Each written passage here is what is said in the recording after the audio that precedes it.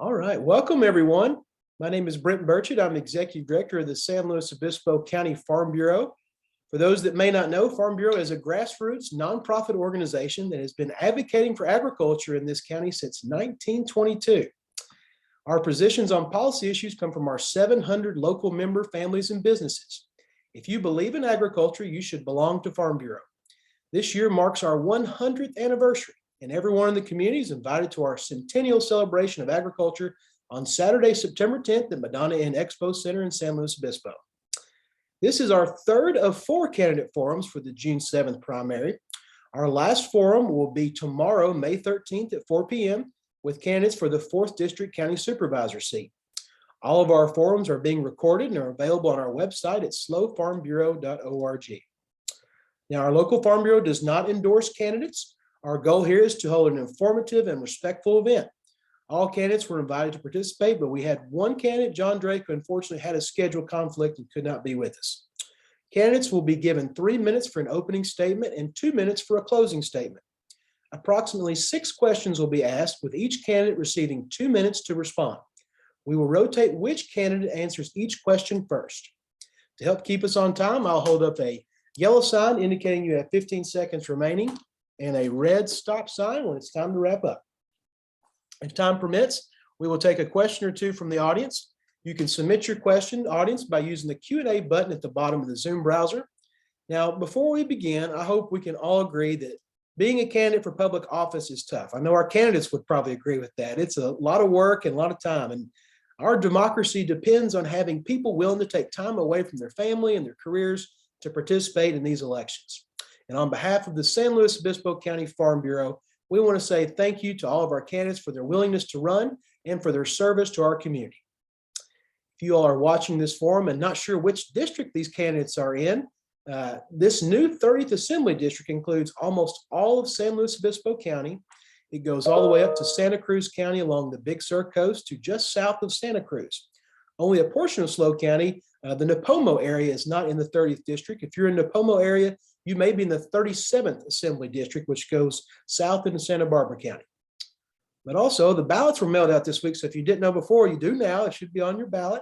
If anyone has questions about their ballot, contact the local County Board of Elections or call our SLO County Farm Bureau office. I'm sure any of these candidates will be happy to assist you with questions on how to turn your ballot in. The most important thing is for everyone to participate in the election.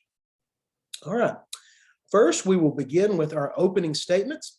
These are 3 minutes apiece, and for simplicity's sake, we will go in alphabetical order of your last name.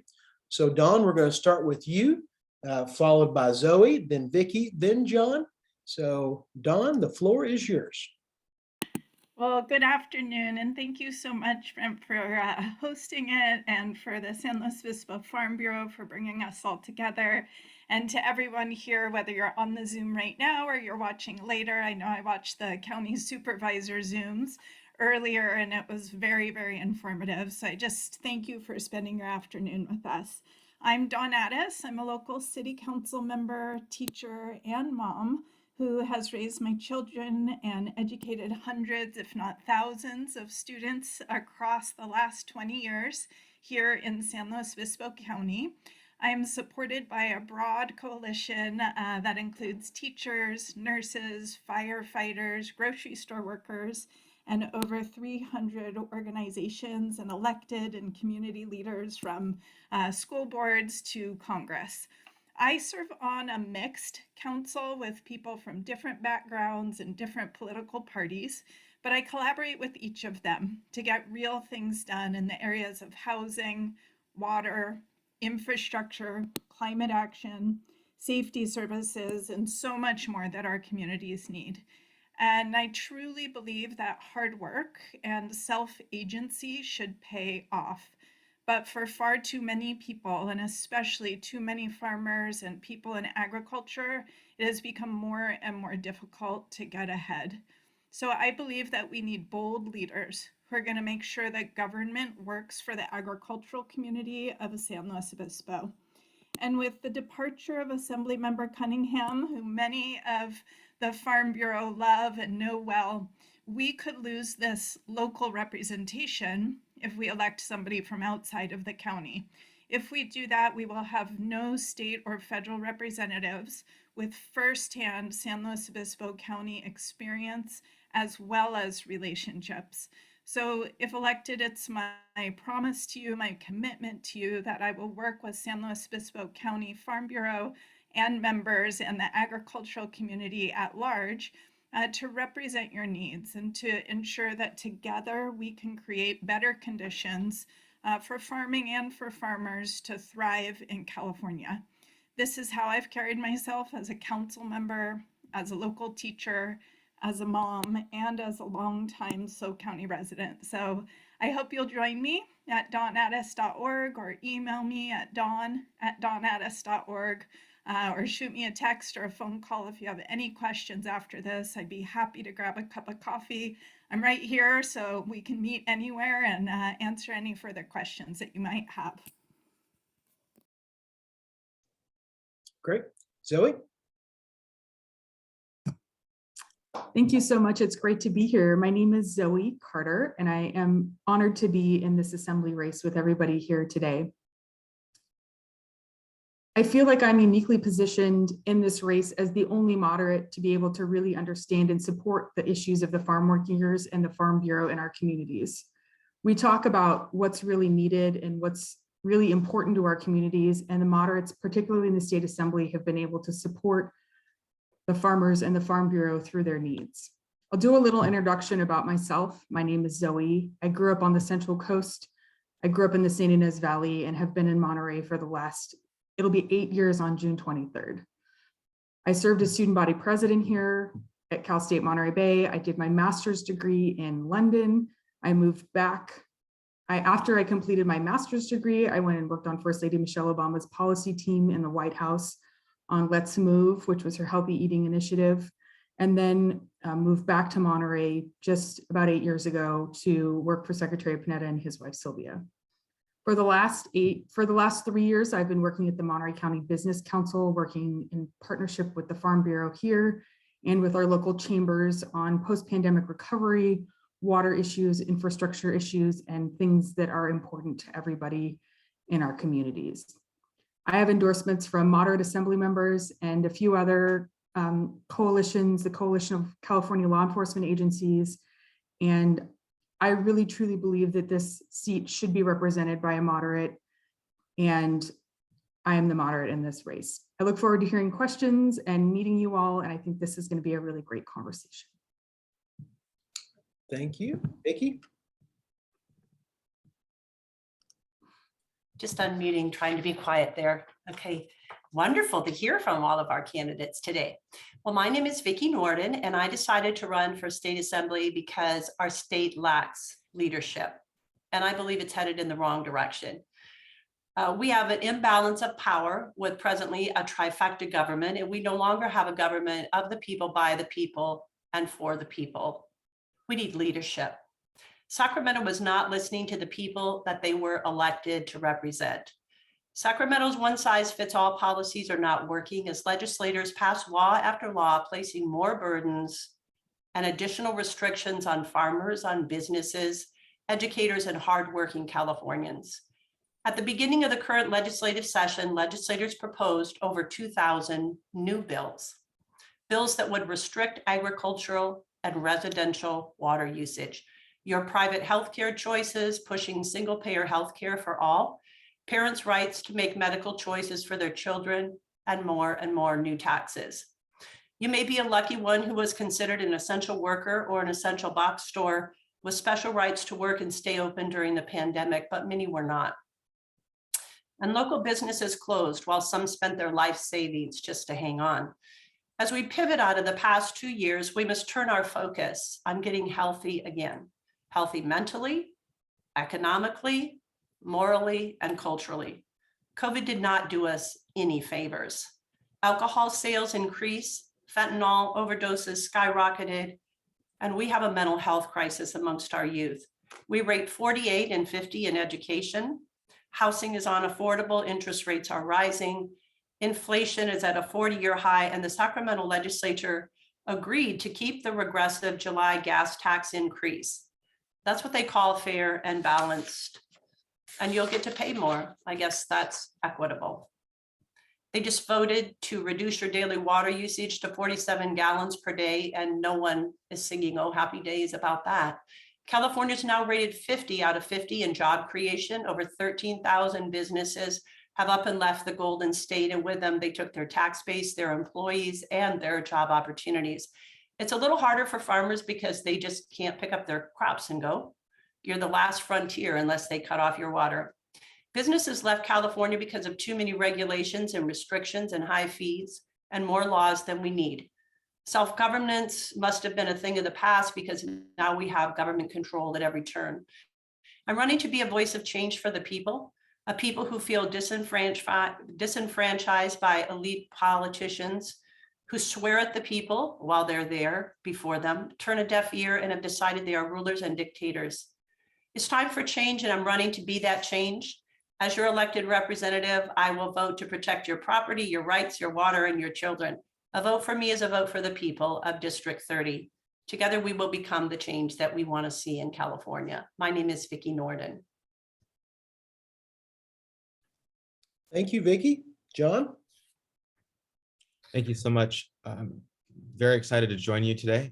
Thank you for the opportunity to meet with you and share with you. I have lived and worked in each county in this new assembly district. I was a firefighter here in Pacific Grove, and now as a council member in the city of Seaside, where we own a home and are raising some kids. I was a 911 dispatcher up in Santa Cruz and lived in Live Oak on the northern end of this district, and I was a police officer in the city of SLO and lived in Los Osos. So I enjoy a level of familiarity with San Luis Obispo that you wouldn't typically find with somebody who doesn't live there, because I was a former resident of that community. And so understanding some of the issues that are in front of us and how they connect across the district is something that I'm committed to leveraging to the benefit of the hardworking men and women of the agricultural industry, particularly as it relates to drought. On the city council here in Seaside, I'm a member of a public water utility and a public wastewater utility. I'm a member of our version of SLOCOG, which is called AMBAG. It's a 3-county council of governments. It serves nearly 1 million people and plans for long-range housing, transit, and climate goals. I was a commissioner, board director for the Fort Ord Reuse Authority, which oversaw the base reuse and closure of Fort Ord, the size of the city and county of San Francisco, and the 9 land use jurisdictions and dozen more nonprofit and joint powers authorities, CSU, UC, community colleges, bus and transit agencies, to put that back together and reactivate the hole that the base closure caused in our community, with populations across the Monterey Bay being cut in half and budgets being cut in half over the course of 2 years. So I say all those things to tell you that I understand details and appreciate the nuance, and I'm someone who's going to be able to connect the dots across the various disciplines and policy areas, and that when it comes to things like drought, like vegetation management, to prevent wildfire, and long-range planning, having been a planning commissioner for the county of Monterey, where there are 5 supervisorial districts, just like in every other county. One of them is nearly twice the size of Delaware, and planning for things like watershed issues that affect the grazing lands for cattle in South Monterey County, the cannabis corridor and Highway 101, groundwater resources in Morro Bay, in Moss Landing, and the northern part of Monterey Bay. All of these things together help me stay prepared and provide the platform that I need to effectively serve you, and not just be a neighbor, but someone who can actually do things. Thank you. All right, thank you, John. We'll now proceed to our questions. And as a reminder, these are 2 minutes apiece. And for simplicity's sake, we will start with Dawn, followed by Zoe. Your question is that you probably need to know the question, don't you, Don, before I ask you to answer it. As you sit here today, tell us about the people, organizations, or life experiences that have shaped your opinions about California agriculture. Sorry, is this me or John? I didn't catch it, Brent. Okay, Don, you're up first, followed by Zoe. Okay. And can you say, I'm sorry, can you say it again? Absolutely. As you sit here today, tell us about the people, organizations, or life experiences that have shaped your opinions about California agriculture. You know, that's such a, I'm glad you asked that question. That's a good one. And I was thinking about this a lot today, and much of it has to do with the recent conversations that I've had with the Farm Bureau. So whether it's folks from the San Luis Obispo Farm Bureau, the Monterey Farm Bureau, the California Farm Bureau, my learning curve, I'm ready to admit my learning curve is right here in front of me, but these have been really important conversations. And what I've found in all of these conversations is there's so many similarities with issues that I've heard from voters across the district. So issues in terms of water, issues in terms of housing, issues in terms of cost of living. And then, of course, San Luis Obispo being 54% of the voter registration of this district, there's quite a few unique needs across this county. Many people think of Assembly District 30 as just a coastal district, but we have to remember that we have all of San Luis Obispo County in this district. So it's been an honor to me to get to know leaders from the Farm Bureau recently. There's been a lot of lunches and Zooms and phone calls that I've been having to get up to speed with all of the issues. And I do want to say thank you to both farm bureaus that all three farm bureaus that I've had a chance to interact with. And then I'll just add Assembly Member Robert Rivas, who has endorsed me, who has quite a bit of experience going up the Salinas Valley and working with agriculture and the Monterey Farm Bureau there, and working much more deeply with the issues. All right, thank you, Don. Zoe? Thank you so much. As someone who grew up in a rural community in Santa Barbara County, I have a unique understanding of what the farming community goes through. And we have so many rural communities in this district and in San Luis Obispo County. Also, for the last few years, not consecutively, but for a few years, I have been working in the wine industry, and that is a very unique part of the farm industry in our districts and in Paso Robles and Atascadero, and they play a huge role in what happens, and they're a huge economic engine for our communities. I would say that being raised by a single mom and someone who owned a small business also informs how I plan to govern and how I see issues of businesses and communities and family-owned businesses as well. So what the farming community goes through, their needs for water, their needs for housing, their needs for support and less regulation and more support from the community, less taxes, all those things. Our state literally feeds the world. And so we need to be aware of what that means, what that looks like, and how we can support our communities in the best way possible through legislation, common sense legislation that will support our farmers. All right, thank you, Zoe. Vicki? Thank you. Well, I learned most of the things that I know about farming by just putting my feet on the ground and going out and talking to the farmers. And also my husband's family farmed the land up in Corralitos with avocados, and they had sheep and so on. So he has taught me a lot about the farming industry. I grew up in Michigan, but we didn't grow up in farm country. So I just called farmers and just said, I want to meet with you. I said, I'm not looking for your endorsement or your money. I'm just looking to have a conversation with you just about the things that we're concerned about. So I recently met with a farmer over in Salinas to say, just tell me, what are your real concerns? What's going on? And he said fertilizer. He said fertilizer is very, very hard to get right now, very expensive, 2 and 3 times as much as it was even 5 months ago. And so we talked about that. And then, of course, housing for workers and just how expensive it is to lease land. So I've been out there talking to farmers. I don't know a lot about farming. I do know that we need water, and I do know that water is a really key component to keeping the agricultural, economic, machine moving forward. And so I will definitely advocate for water policies for the agricultural business. And I have a lot to learn about it. And it is, it's the largest, California is the largest food producing state in the United States, and it's really key and really important. And I believe that one of the very important issues is water, and that's very concerning throughout our state right now. Thank you, Vicki. John? Thanks again, Brett. The experience that I have when it comes to the agriculture community and the things that I have learned through those relationships largely come through my time as a deputy sheriff in San Benito County. I met my now fiance and left San Luis Obispo to come back to the Monterey Bay area. And so I got a job as a deputy out in San Benito, which is Hollister and San Juan Bautista.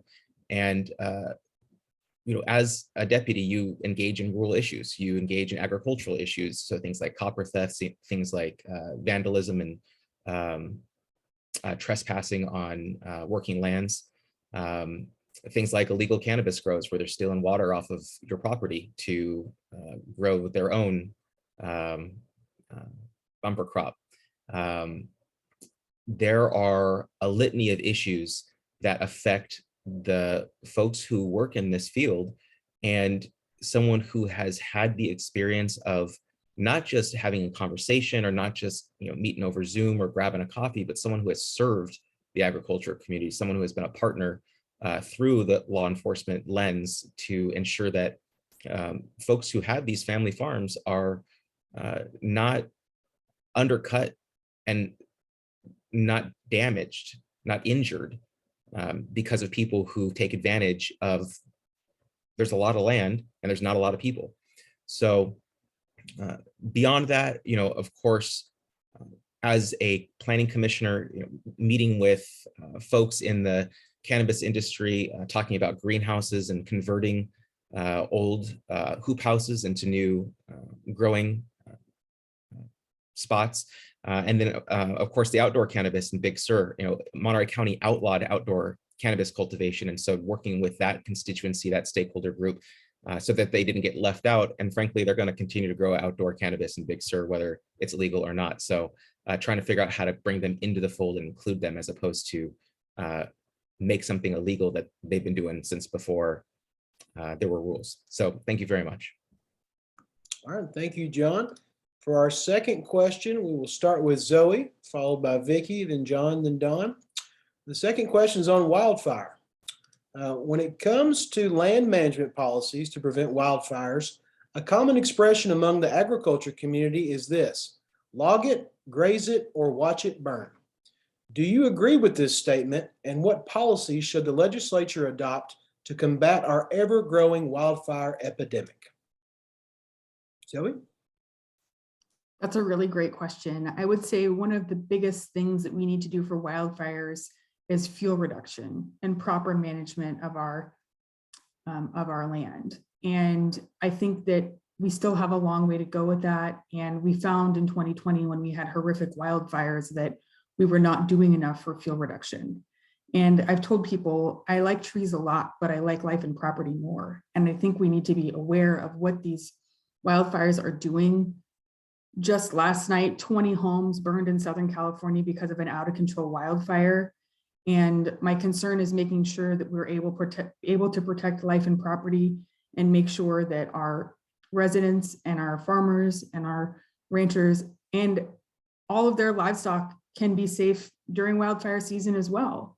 And if we don't have a plan for fuel management and fuel reduction, that's a problem.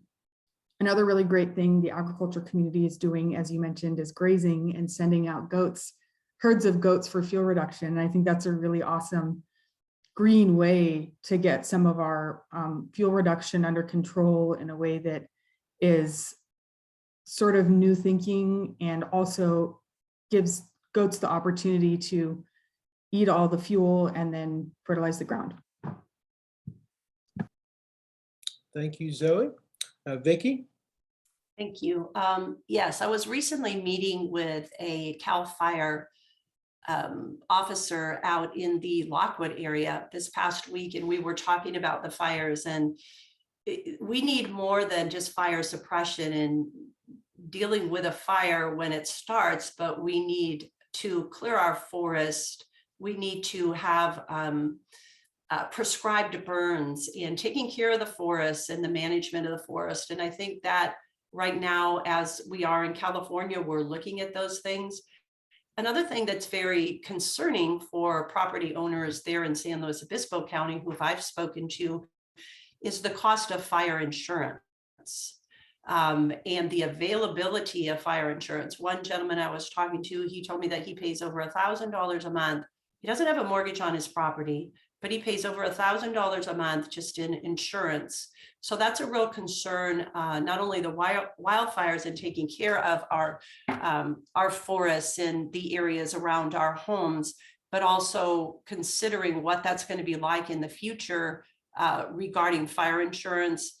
And then, of course, the management of the PG&E and the things like that. And I think that because PG&E began to look at really transitioning towards the green policies, that they really neglected taking care of some things as well. And then you have the environment involved in that and people not wanting to remove trees and things like that. We live in a very wooded area ourselves in Monterey County. And there's at times where there's trees that have just fallen across the road, and they could do better with management. So there's different factors connected. All right, thank you, Vicki. John? Thanks again, Brett. So I've had the experience of fighting wildfires in Monterey and San Luis Obispo County, and an expression that we often repeat is life, property, and the environment, in that order. The fire service seeks to save and protect life, then property, and then the environment. So, graze it, log it, or watch it burn is not too far from that saying. And I think we have to do a better job of vegetation management, the veg management, because there's not much to burn if it's grazed or logged or otherwise maintained.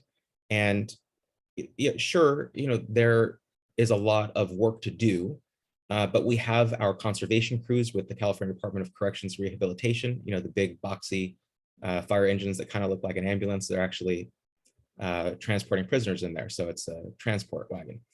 The California Conservation Corps, which is sort of like a public works, roving public works unit for the state of California. We also have to be careful, though, not to go so far that we damage the watershed and end up losing a ton of the natural waters that flow throughout our communities and having them otherwise drain out into the ocean or accelerate the drying out aridification of the land. That would not support the overarching goals we have to recharge our groundwater basins. And it is a delicate balance to achieve that harmony. But the short answer is yes, we need to do significantly more, invest way more resources in vegetation management.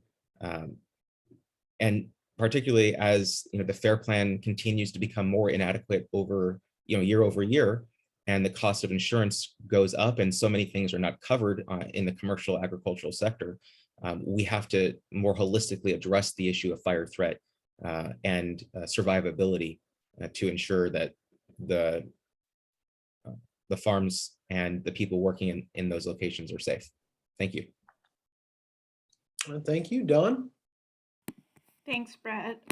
Well, I will start just by saying that I'm endorsed by the California Professional Firefighters, and so much of what I have to say about this issue really comes from those who are working in the field, both on the prevention side, but also who have to do the cleanup, as well as make sure they are protecting life and property. Super important to have that voice in the mix here. And as a council member and finance advisory member before being on council, I consistently voted to support our firefighters, as well as to provide funding for new fire truck and equipment so that we could keep up with the danger of mega fires. A few things that I would do include bringing new fire prevention dollars to our county, where much of the population lives in unincorporated and forested risk prone areas. And I would say that that is very similar across the entire Assembly District, but SLO County has a very, very large portion of the population that needs those dollars. I would address the effects of megafires by fully funding the Wildfire Victims Compensation Fund and holding utilities accountable for their part in this issue. I would work closely to address the gaps that one of the other candidates mentioned, the gaps between insurance coverage and current construction costs, which just keep going up and up. I would work to streamline permitting because we know that as these fires come, we're going to have to address the cost of rebuilding while maintaining safety. So I know this question is really about fire prevention, and I agree that we need much better forest management. But finally, I would partner with local and state legislative leaders. I have endorsements from close to a fifth of our assembly and state senators. And so I'm already building the relationships that I would need to be ready on day one so that I could advocate for our community, for the entire district, to make sure that I get funding for prevention as well as recovery from fires. All right, thank you, Dawn. Our next question, we'll start with Vicki first, and we'll go to John, then Dawn, then Zoe. The question is this, on labor. As an assembly member, will you support measures backed by labor unions to increase the unionization of farm workers? Vicki? Not necessarily. I think that farm workers have lots of pressures, lots of regulations, lots of restrictions, constant regulations and rules. And in regards to the farmer and the agricultural business, I think that somehow government needs to step back a little bit from how you run your business and what you do and who can work for you. So I think that I would leave it up to the agricultural people. All right, thank you. John, you're up next. Thanks again, Brett. I support folks having self-determination. And if people want to form a union, then knock yourself out. That's a right you should have as a worker in the state of California and the country. In fact, that's federal and state law, that those who wish to organize can organize. So if a law is proposed and it says something to the effect of, should it be possible for this or that so that people can organize? Well, sure. I believe that if you want to be in a union, you should be able to be in a union. But if you don't want to be in a union, then we shouldn't be forcing people to be in unions. I personally think that there's more power for individuals in corporate settings if they're unionized. But if, I worked for Habitat for Humanity Monterey Bay. I was one of 7 full-time employees. We didn't have a union. We didn't believe that we needed a union. So again, I believe that the choice is important, and I don't think the government should force anybody into being a member of a union, but at the same time, the government, I don't believe, should prevent anyone from being in a union. So I guess it's a little more difficult than just a yes or a no, but that's where I'm at. Thank you. All right, thank you, John. We have Dawn next. Thanks, Brent. Well, I do believe that labor in general is the backbone of our community, and it's the backbone of a thriving democracy, and the choice to organize or to not organize is a critically important part of the democratic process. I will also say that I have seen and I know that labor and business can work very well together. I think of farmers and most agricultural as small business, as local business, even though there are quite a few larger farmers and agricultural businesses in SLO County and across this entire district. But most of them are small businesses who really rely on the local workforce, which I think is important. And I've been a proponent, I've worked with our chamber to make life easier and better for a local business. So that's critically important to me. And while I say that I do think organized labor is part of the democratic process, I also understand the challenges for small businesses and for local businesses with that, and have always been an open communicator and a support for our small local businesses. Thank you, Don. Zoe? Helps to unmute yourself, huh?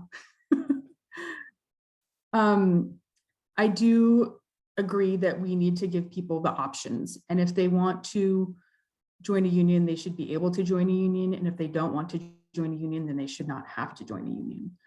I also believe that we need to make sure that they're following the same rules and regulations as everybody else that wants to be in a union in every other industry, and the rules need to be across the playing field the same. I would say that small businesses, it can be tougher, and for larger corporations, it can be easier. So we need to make sure that there is equality, and if people want to do something, they should be able to. Thank you. All right, thank you, Zoe. For our next question, I think we're going to be able to answer one of the Q&As that was submitted. This is on water. We'll start for this question with John, then Don, then Zoe, then Vicki. And the question is this, and it's a long one, so bear with me here. On March 29th, Governor Newsom issued an executive order in response to ongoing drought conditions. Of specific interest to agriculture, the order calls for local groundwater sustainability agencies to review any new irrigation well permit applications in overdrafted basins. A bill being considered this session, AB 2201, would make these rules permanent law. Do you agree with these new restrictions? And what will you do to increase water resources for SLO County farmers and ranchers? John, you're up first, sir. Well, I always appreciate getting these easy ones first, so thank you very much. That's a complicated question. In broad strokes, I know that it takes water to farm, and we have a right to farm act here in California. So while I appreciate that we've got a groundwater resources issue, I know that we just received $7.6 million of grant money from the Department of Water Resources in SLO County, and $3.5 million specifically for the Paso Recharge Project to support non-potable water being used for vineyards and irrigation. So, I think it's a false choice. I think it's a binary position that I try not to avoid, to say, no new wells, because we're already bringing new water resources online. And that kind of funding, $3.5 million creates, I want to say the report to 4,900 acre feet of water. And that's a tremendous return on investment. And the more that we can support that kind of activity, the better. And that's why I'm a strong proponent of Pure Water Monterey, Pure Water SoCal, and Central Coast Blue. Those projects are going to support advanced treated water and getting urban users off of groundwater resources, which then starts to restore the groundwater basin and allow for some natural recharge and building up reserves against drought and other low or water years where there's not much rainfall. But conservation, recycling, and desal in that order. And we've done plenty of conservation on the Central Coast. So we've checked that box. Recycling, we have a long way to go before we've fully captured all of the stormwater runoff and all of the gray water that we can be treating and cleaning and returning. Oceanos pumps out 1.5 million gallons a day between Pismo and Oceano. So there's plenty of water to recycle. There's plenty of resources we have. We have to just stop pissing it away. And then last but not least, we have the desal operations, like in Cambria, and there's one plan for the Monterey Bay. We can't let taps run dry. We can't let farms go fallow because we're afraid to take the necessary steps to keep people in the economy safe. Thank you. Thank you, John. Don, you're up next. Yeah, this is so critical, because if wells run dry, you really don't have another opportunity. And so it's something that we have to fix quickly. And I have quite a bit of experience. What I would say about this issue is that it's an issue because we just don't have enough water. So at the very base of things, we have to increase water. We cannot hurt people in the process with lengthy permit processes. And so what we've done in Morro Bay, two things that I've focused on. One is streamlining the permit process for any local business, because what I hear over and over from small businesses is that there's too much red tape, it's too burdensome, things take too much time. So if we are going to need to review permit applications, I do believe we should have a bank of funding to help people with that. We should streamline the process so that it goes much, much more quickly, because this is an emergency for many people. On the flip side of this, I have experience increasing water. I don't just talk about, we need more water, but we've actually moved a project across the line. We're finishing it up now, building a water reclamation facility. And what I can tell you is that it takes quite a bit of effort, but it takes collaboration, it takes bridge building, it takes working across the aisle, and it takes advocacy to make sure that we're bringing those dollars to our communities to help with this situation. And so I think it's critically important that we elect someone who understands both the depth of this issue, but how to move these projects forward and how to work with others in a way that we can bring those needed dollars into this community. Thank you, Dawn. Zoe? This is a really important question, I think, not just for SLO Farm Bureau, but also for our entire district. And what I will say, and what I've been saying, is that I support water supply, and we need water supply in any form it will come. I've been saying the whole campaign that I support desal, I support rainfall capture, I support recycled water. And if we don't have some sort of desal in the mix, we will not have the water that we need for housing, for agriculture, for any of that. And I had an interesting question this week. Would I support Diablo, and the desal Diablo makes goes through to go to our water supply? And I said, of course I would, because that makes sense. And we need every single water option we have. We need to make, in reference to AB 2201, we need to give our communities more local control and not have so many state mandates top down. I don't agree that the state has a one size fits all, and I don't agree that that always works for every unique community in our district or even in our state. We need to figure out what works for us, and I think that giving our communities the options to figure out what they need is the most important. So again, what this campaign is really important is that we need common sense solutions. We need a common sense legislator, and we need someone who's willing to work across the aisle with all the constituents to get things done. Thank you. Thank you, Zoe. Vicki? On a statewide basis, I believe that, California's water shortage was really created by a lack of leadership and not preparing and planning for the future. And in regards to that particular executive order that you talked about, that the governor sent out to dealing with the water issue and the permit process and the wells running dry and then having to dig a new well, and then the whole process of the permitting process and going through that. I agree with Dawn that that process can take too long, and it could be very vital to a farmer or agriculture or feeding the cattle and et cetera, growing grapes. Not only in San Luis Obispo County, but in Monterey County, we have a lot of agriculture as well. And so redigging those wells and getting those permits and streamlining that process is going to be really key. And I think more local control at the level of water and the government control, and through your board of supervisors and through that process is much wiser than having the one size fits all, because every county throughout the state of California is different. But as I mentioned, I believe that the water shortage in our state was created out of a lack of leadership, and we need new leaders in the state. All right, thank you, Vicki. All right, we'll go to our next question. And for this one, we'll start with Dawn, followed by Zoe. It's on the California state budget. In 2009, our state budget was $90 billion. The 2022 proposed budget is $263 billion. That's an increase of $173 billion over the last 13 years. Said another way, California's budget has increased $1.5 million every hour of every day for the past 13 years. What is your plan to rein in California's ever-growing spending?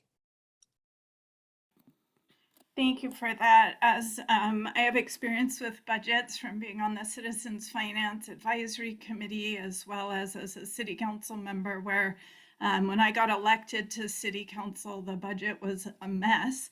And now Morro Bay is getting awards for its fiscal stewardship. So, one of the things is we need to be very careful with our dollars. We need to be sure that we are funding critical infrastructure, critical services first, that we are putting resources towards housing, which is a huge piece of the cost of living problems that many Californians are having, and that is causing many Californians to leave the state, is that they just simply cannot afford to be here. So while the state budget is critically important, a lot of my energy has been, and I am in charge of a balanced budget, and we've done very well with that. When I think about the budget, it's really an expression of values, and we need to make sure that we're getting money back to communities so that people can afford to stay living in California. One of the things that we've done in Morro Bay to help with that is created a water utility discount program for the most impacted residents, so that they could be able to afford the water in our community. As we're increasing water, we are trying to lower fees to do business in the city. And I just talked about cutting red tape and smoothing out the permitting process and making it less expensive for people to be able to do business. And then we have to attack housing and make sure that we have housing for that missing middle. So making sure that we have home ownership programs for new homeowners, for working people, for workforce housing. So those are some of the shifts that I would make to make sure that we don't keep losing businesses and we don't keep losing population because it's simply too expensive to live here. Thank you, Don. Zoe?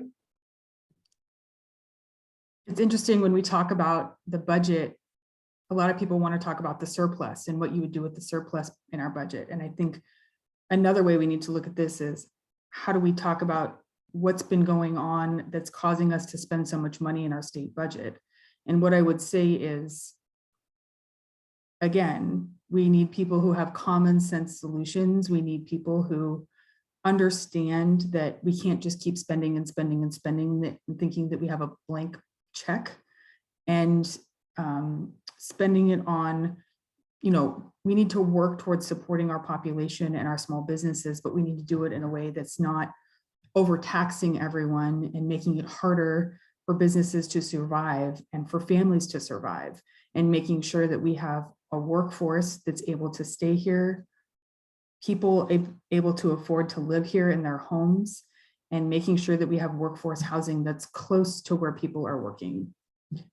Along with that, would cut down on our climate change, on our effects of climate change, so they can walk or bike to work. And so that all goes hand in hand. And I think changing the focus on what do we do about why we have so much money, rather than what are we going to do with the surplus, is a really interesting way to look at it. Thank you. All right. I think Vicki's up next. If my notes are correct. Vicki?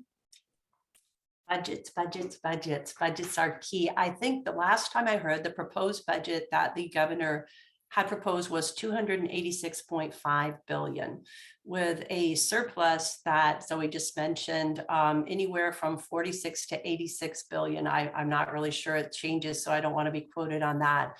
And how do I want to look at the budget? Well, we have a lot of programs that the government is paying for and directing and passing bills for. And I think we need more accountability and more transparency. And I think that we need to review some of the programs and things that we have invested our money in and see where money really needs to be prioritized and where it needs to be directed. And even as we're doing that, perhaps there are some programs and things that have been there for year after year, and we just keep putting money towards them. And maybe it's time to really look at some of those projects, look where we've invested in them, and is that the best investment we need for the future right now? And perhaps we could sunset some of those programs and move some of those finances towards some programs that are on the forefront that are before all of us. One of them, being homelessness. So I believe that it's time to review the budget, look at the budget, and figure out where is the wisest investment of our money. And in regards to the surplus, I just want to make a comment that we need to think long term. So even though we have that money right now, if we want to create new programs, how are we going to be able to sustain them perhaps in another 2 years? We really need to think about that surplus we have and what we're going to do with it, and not just go out and spend it. So that's how I would look at the budget. Thank you. John?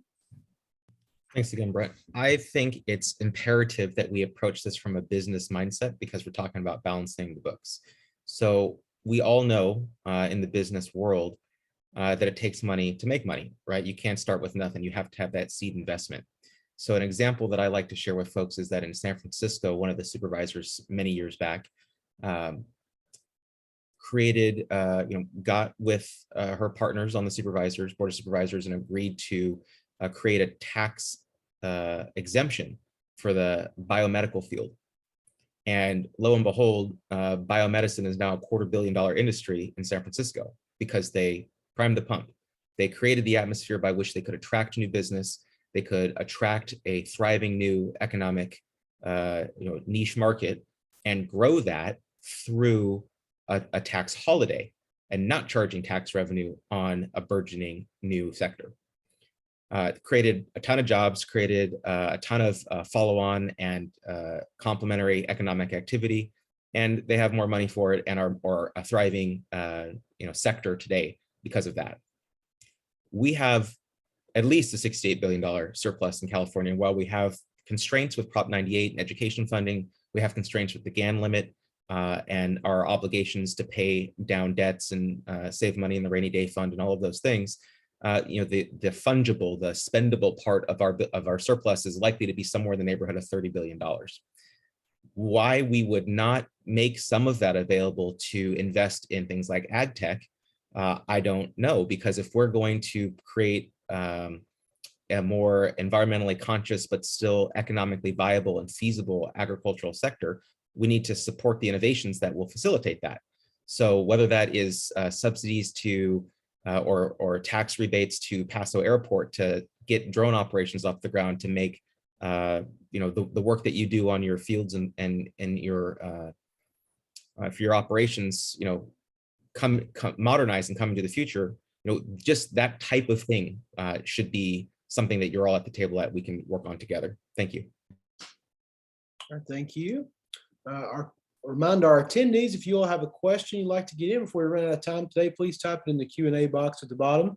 Our next question will start with Zoe, then Vicki, John, then Don. And the topic is on fuel. You all drive, so you probably know this already, but California has the highest fuel costs in the nation, and Governor Newsom has called for all heavy-duty vehicles sold in California to be 100% zero emission by 2045. What can be done to provide relief for our agriculture community today, and what policies should the legislature adopt in the future? Zoe, you're up first. This is a really great question. I was just mentioning, I saw Dawn last night and I said we both have been spending so much money on gas because the district is so big, and trying to drive the district has shown that our gas prices are so expensive. And I think that the governor wants to make propositions and say that we can have battery operated and carbon neutral cars, and I don't see that happening in the future.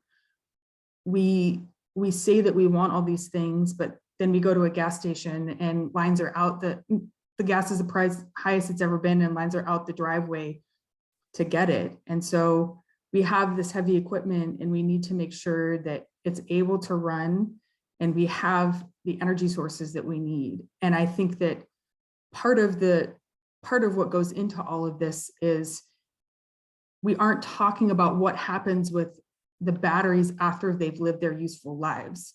So we have battery operated cars that charge, but we don't talk about A, what it takes to make them, and B, what happens when we're done with them and how we recycle them and dispose of them. And that's a major concern for me. So Also, we need to work on what our roads look like to be able to support all of this heavy equipment. And if you drive on Holon Road in southern Monterey County and northern San Luis Obispo County, you can see that that road was not built for the heavy machinery and equipment that drives on that road all the time.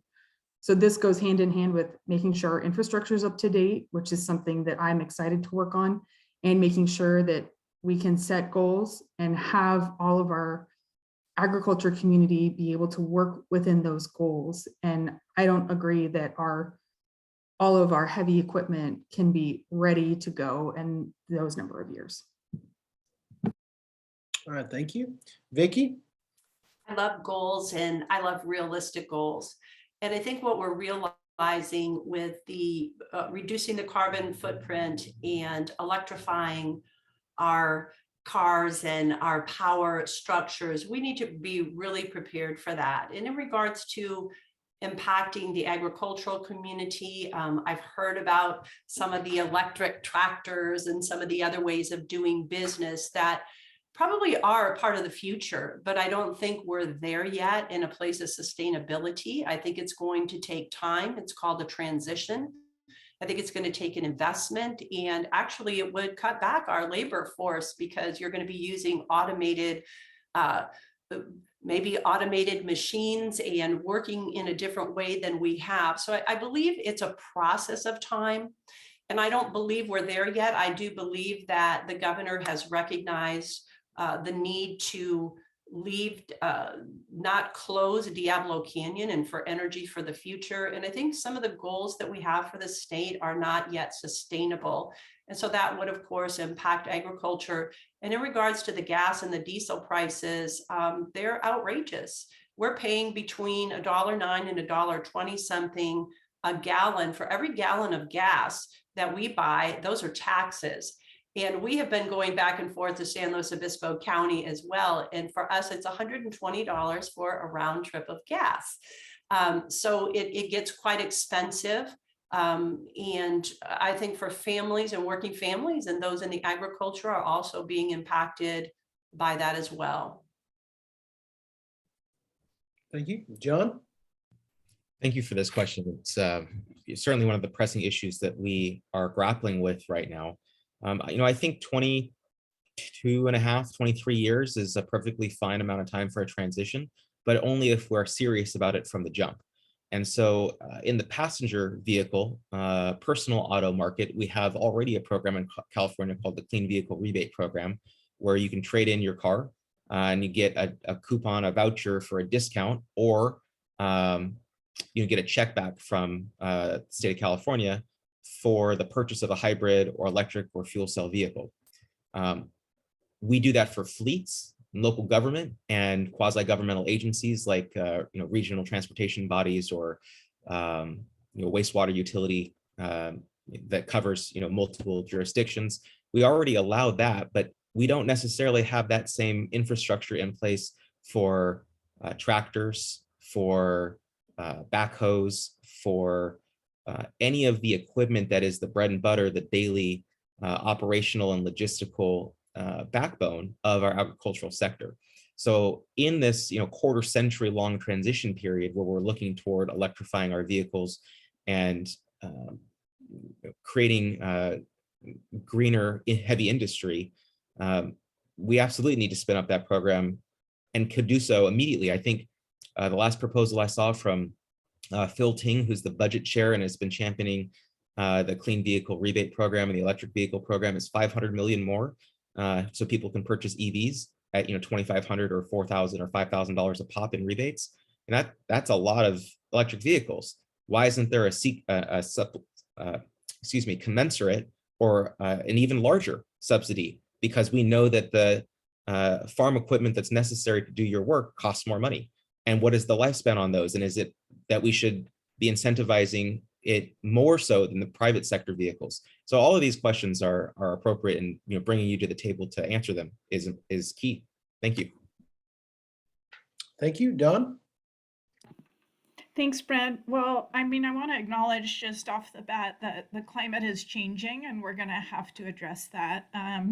But we can't address that on the backs of small businesses and local people who are trying to put food on the table. And so, you know, this is where my communication with the SLO and the Monterey and the California Farm Bureaus is so important. And the fact that I'm a good listener, that I learn quickly, because my ear is open to the farming and agricultural community about what's needed and how we can do both things. And I believe the farming community is invested in addressing these issues, but they have a very real understanding that it can't be on the backs of local business and just regular working class people. So a few of the things that I have heard that I think are really important and top of mind for me is that we would need much more financial support for farmers and for agriculture to go through this kind of transition so that costs are not passed on to them and to the consumers that have to put food on the table.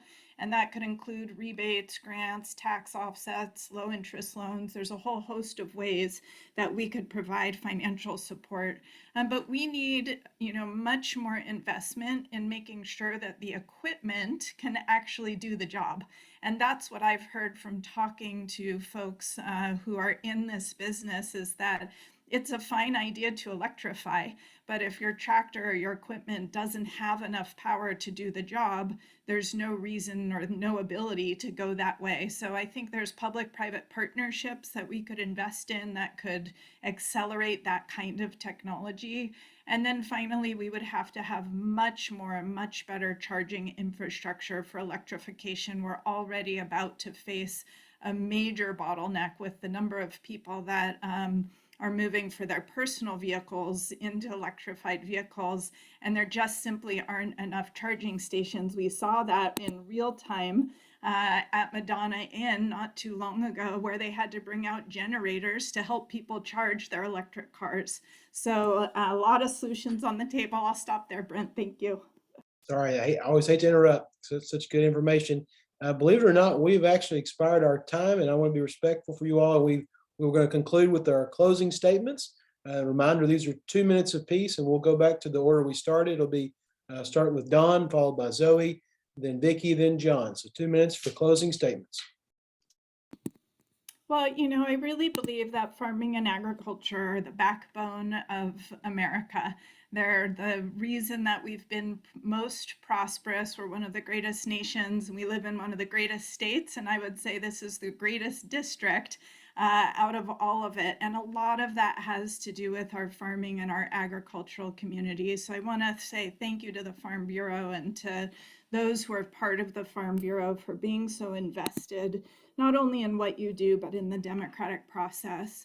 As a mom and a council member and a teacher here in San Luis Obispo County who has served children from all different backgrounds across our agricultural community as well, what I have seen is that we've got real people in San Luis Obispo County who truly need a champion in Sacramento who understands this county, who understands the people here and how hard people here work. And so it's my hope to earn your vote. It's my hope to keep this seat in San Luis Obispo County so we can have local representation and have a local voice as a champion in the state legislature. Thank you, Zoe. It's so great to be here today and be with you all. And I would just say that, as I mentioned before, our state literally feeds the world, and agriculture is a huge part of our economy for our state and a huge part of the economy for this district. I would just mention that I've been endorsed by Assemblymember Carlos V. Pudua and Assemblymember Adam Gray, who are very, very ag-friendly moderates, who also come from ag-producing districts. And I think it's important when we talk about that these members of the assembly have the ability to work with other groups in the assembly and other caucuses and support things that would be good for the agriculture community, and also kill things that wouldn't be good for the agriculture community, which they've proven to do already.